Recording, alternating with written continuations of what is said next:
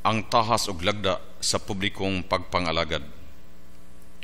Kinsa ang angayan nga modumala sa syudad o tawhanong katilingban?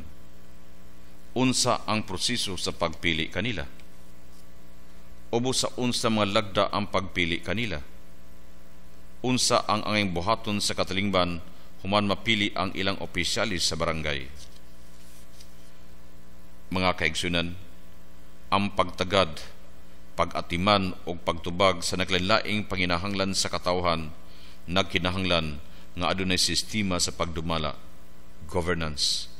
Bisan tuod walay sistema sa pagdumala nga hingpit og dili ang tanang sistema makatubag sa tanang panginahanglan sa katawhan, apan ang usa ka sistema sa gobyerno o panggamhanan kanunay magpabiling importante. Tungod kay ang gitandog mauman ang kayuhang publiko, gikinahanglan gayud ang usa ka prosesong publiko. Ang panggobyerno adunay importanteng papel sa pagdumala sa usa ka prosesong politikanhon alang sa pag-usisa, paghanay o pagtuman sa mga prioridad sa sosyedad. Ang pagdumala sa tawhanong katilingban o sa kayuhang publiko nanginahanglan og importanteng representasyon o partisipasyon sa katawhan. Kinayukan sa eksaktong pagdumala mao ang kanunayng pagprotektar o pagpatunhay sa tawhanong katungod. Ang pagpili sa mga publikong opisyalis usa sa nag-unang katungod sa tao sa pagpartisipar busa sa pagmugna sa struktura sa awtoridad. Kini mahinungdan kaayo nga desisyon sa tawhanong katilingban.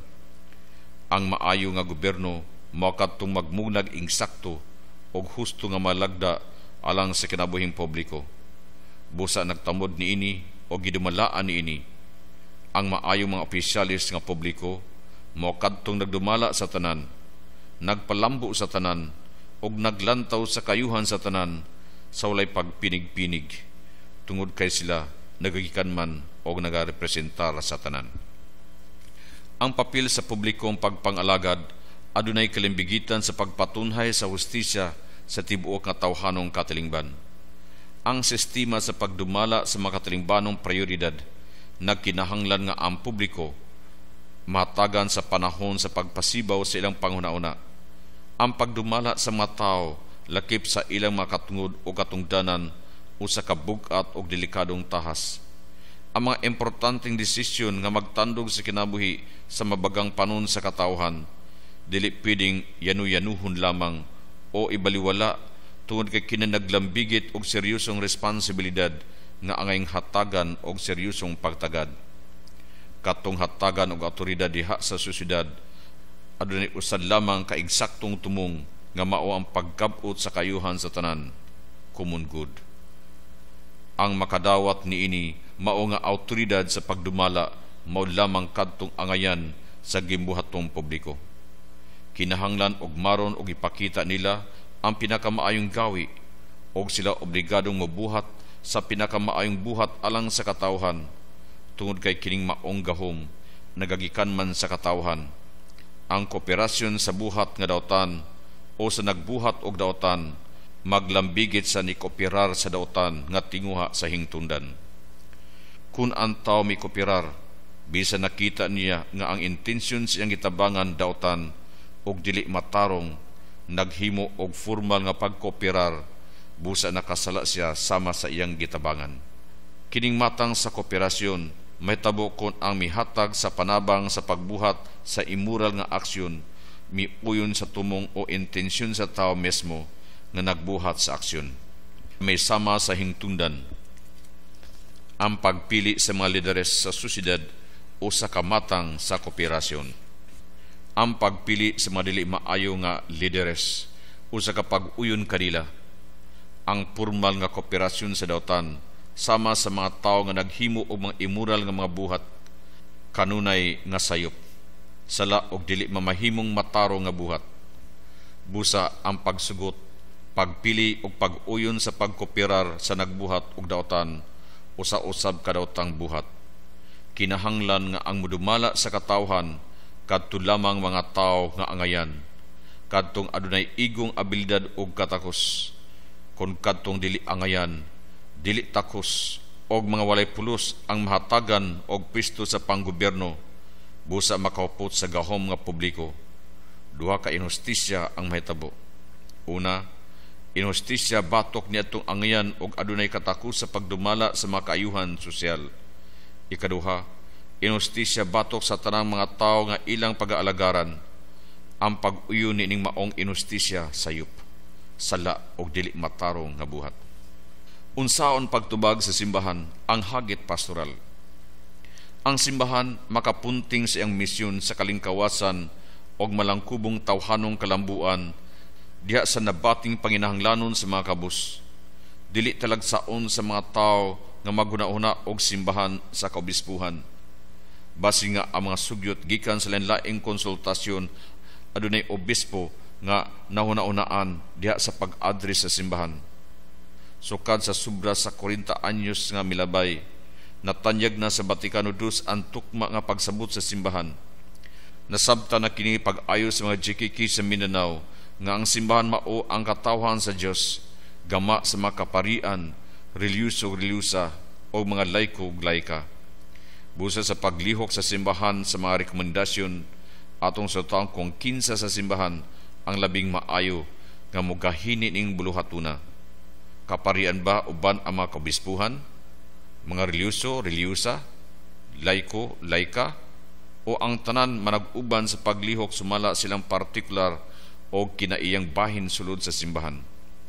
Ang Second Plenary Council of the Philippines or PCP2 sa 1991 mipadayag pag-usab sa Catholic social teaching. Ang mga pastol adunay kaakuhan sa moral nga prinsipyo may tungod sa politikanong pagdumala og ang laiko-laika adunay kaakuhan diha sa aktibo og direct partisan politics. PCP2 number 342. Ang maong pagtulunan diha sa economic, social and political order, samtang ang katungdanan sa mga laiko-laika direktang nilambigid sa pagpangita sa hustisya, kamatuuran, kalinaw ug pagbag-o sa political, economic ug social nga sistema. Ang simbahan adunay misyon isi propeta ug busa konsensya sa kalibutan. Ya usab nga gibuhaton ang pag-usisa sa tanang kalihukan sa tawhanong katilingban o sosyedad kung kini nasubay ba sa kababot-on sa Dios o sa Ebanghelyo sa atong Ginoong Hesukristo. Ang pagkapropeta sa simbahan ana sa kinuyukan sa iyang pagtulun-ang sosyal. Ang tradisyong moral sa simbahan naghatag og pagtagad ug busa nagpunting sa tanang kamatuoran sa kinabuhi sa tao. Lakip nini ang politika. Kini tungod kay ang maayong balita nga iyang gisangyaw naglangkob usab sa sosyal nga kinabuhi sa tao. Din gani ang dignidad sa kinabuhi sa tao mamiligro. Taha sa simbahan ang pagpaamgod sa katawhan may tungod niini o sa pagpahimangno kanila sa pagsulbad niini. Ang pagpatunhay sa hustisya o kalinaw apil sa misyon sa simbahan nining kalibutana diha sa iyang pagpakaylap sa maayong balita sa atong Ginoo. Ang pagprotektar o pagpalambo sa kinabuhi sa tao usa ka obligasyong moral nga napundar mismo diha sa Ebanghelyo sa atong Ginoong Hesukristo.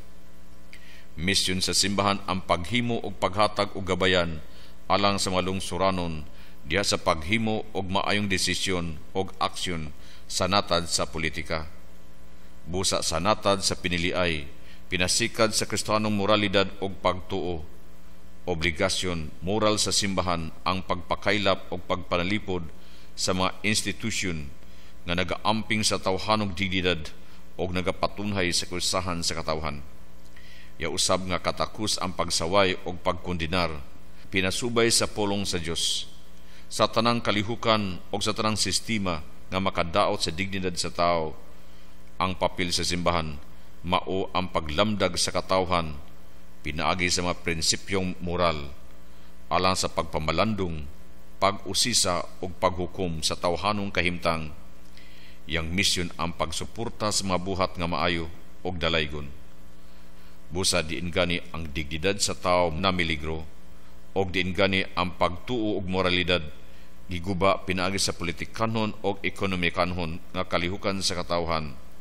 Ang simbahan kanunay nga mapalig-on sa espirituhanon og moral nga pundasyon sa sosyedad.